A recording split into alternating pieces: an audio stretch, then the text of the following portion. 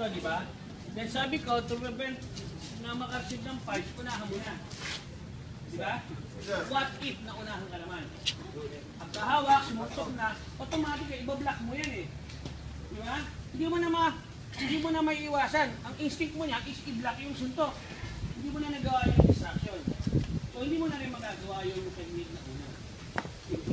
Mostly ganito. Diba? Ipapasok. Okay, sumuntok. I-block mo. Huwag mo na. Wala kang magagawa. Both hands are occupied. Ikot mo na lang yan, oh. Pasok ka sa loob. Uy. Kukuha. Hawakan ka. Sumuntok. Hindi mo na na-prevent. Automatically, para hindi ka lang matamaan sa mukha, ipa-block mo ngayon yan. At pag binilak mo, ikot mo na lang. Ito, pasok mo doon. Ito, lagi kayo may suntong niya. Down. Hawak. Ikot.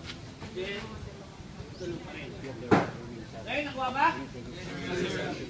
Ay, bawa ni practice.